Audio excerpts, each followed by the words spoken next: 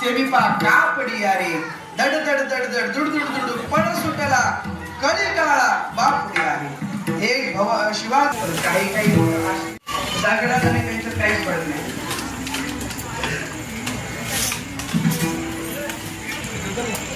कधीच मंदिरात वर्षभर जाणार वर्षभर नाही. मंदिराच्या समोरून गेले तर मंदिराकडे ढोंकूनही पाहणार अरे नसू द्या वर्षभर जाऊ द्या. कमीत कमी सप्त्याला तर आलं पाहिजे ना म्हणजे सप्त्याला येत बरे नसू द्या सप्त्याला जत्रेच्या दिवशी तरी काल्याच्या कीर्तनाला यायचं इतके असतात. काल्याच्या कीर्तनाच्या दिवशी पत्रावली घरी जाते त्यांना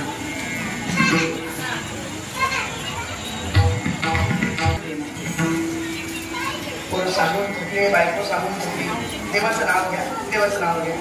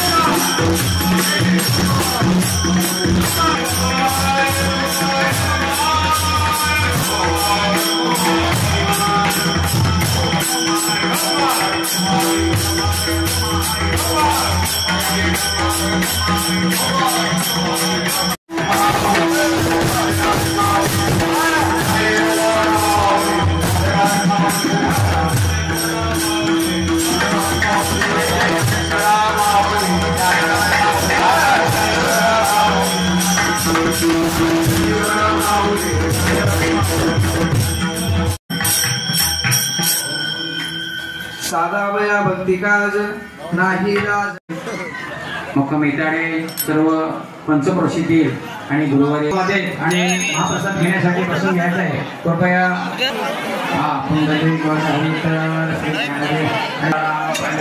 भगवान जय.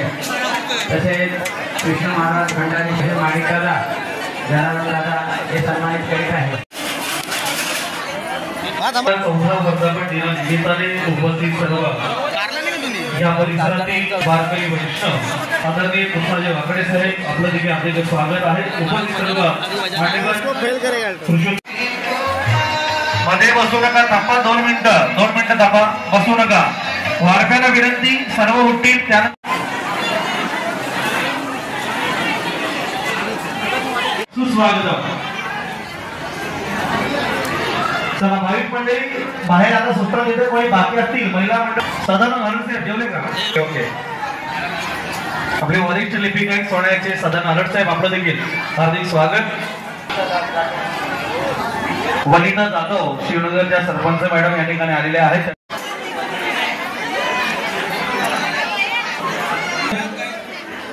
तसेच अनेक भाविक या ठिकाणी दाखल झालेले आहेत. देखील बसलेले या रांगेमध्ये येऊन बसा. जेव्हा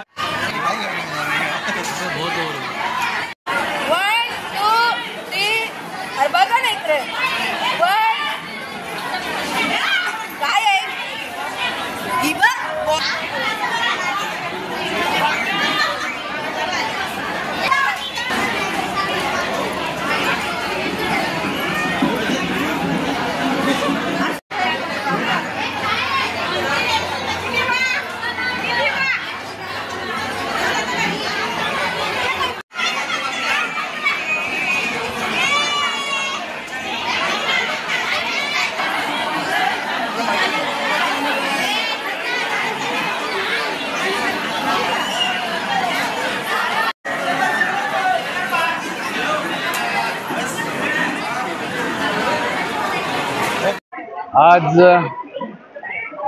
सोमवार अतिशय पवित्र दिवशी आपल्या दुलखाडी गावामधील म्हणजेच या संपूर्ण पंचक्रोशीमधील एकूणदेव, सोनाले, दुलखाडी, वैजोला या संपूर्ण परिसरातील भाविकांनी आणि खास करून आमचे जनार्दन वाकडे आणि त्यांचे सर्व सहकारी यांच्या माध्यमातून या ठिकाणी शिवमंदिराचं जे निर्माण झालेलं आहे त्याला आज 4 वर्ष पूर्ण झालेली आहे. 4था वर्धापन दिन आहे आणि या 4थ्या वर्धापन दिनानिमित्ताने या ठिकाणी दिवसभर आज सकाळपासून काकड आरतीपासून ते आतापर्यंत भजन कीर्तन आणि आता भंडाऱ्याचं देखील आयोजन या ठिकाणी केलेलं आहे. निश्चितच या ठिकाणी ही वास्तू झाल्यानंतर आजूबाजूच्या परिसरातील संपूर्ण जवळजवळ भिवंडी तालुक्यातील अर्धा तालुका या ठिकाणी आपला मयत झाल्यानंतर 10व्याचा कार्यक्रम जो आहे तो 10व्या दशक्रियेचा कार्यक्रम या ठिकाणी करण्यासाठी येत असतात. दशक्रियेच्या कार्यक्रमासोबतच अनेक इतर धर्माची लोक देखील या ठिकाणी पिंडदानाचं काम करण्यासाठी येत असतात. निश्चितच एक चांगल्या प्रकारची वास्तू, चांगल्या प्रकारचं तीर्थक्षेत्र या ठिकाणी निर्माण झालेलं आहे आणि या सर्वांचं श्रेय जे आहे या ठिकाणचे आमचे जनार्दन वाकडे आणि त्यांचे सर्व सहकारी या पंचक्रोशीतील गावातील मंडळी या सगळ्यांचं आहे आणि निश्चितच त्यामुळे या ठिकाणी आजचा हा 4था वर्धापन दिन साजरा होत आहे. या 4थ्या वर्धापन दिनाच्या निमित्ताने अनेक कार्यक्रम झालेले आहेत. भविष्यात देखील अशाच प्रकारचे चांगले कार्यक्रम या ठिकाणी होत राहतील आणि हे सर्व करण्यासाठी शंकर भगवान स्वतः या सगळ्यांना निश्चितपणे बल देत आहेत किंवा शक्ती देत आहेत. अशाच प्रकारची शक्ती ईश्वर त्यांना कायम देत राहो अशा प्रकारच्या मी त्यांना शुभेच्छा देतो. आणि मी याच्यासाठी उठलेलं उभा राहिलेले की एक निमंत्रण घेऊन आले तुमच्याकडे. अखंड हरिनाम सप्ताह भागवत 20 मार्च ते 27 मार्च असा कालावधी आहे. पुढचे कीर्तन 7 ते 9 आहे. पण त्याच कार्यक्रमामध्ये आपण एक आगळा वेगळा कार्यक्रम राबवतो यावर्षी. तो म्हणजे काळाची गरज आहे. हिंदू संस्कृती टिकवण्यासाठी काळाची गरज आहे. लव जिहाद का बळी पडतात आपल्या मुली आणि धर्मांतर हा प्रसंग का ओढवला जातो आपल्या हिंदू धर्मावरच, याच्यासाठी एक धर्मसभा आयोजित केलेली आहे आणि त्या धर्मसभेमध्ये तो 23 मार्च असा कालावधी आहे. 23 मार्च एक दिवसाचा कार्यक्रम आहे. रविवार आहे 23 मार्च आणि ठिकाण आहे विठ्ठल मंदिर भागवड. त्याचा टायमिंग 7 ते 9 हा टायमिंग आणि प्रमुख वक्ते हरिभक्तपरायण संन्यासी ज्यांचं महत्त्व आहे.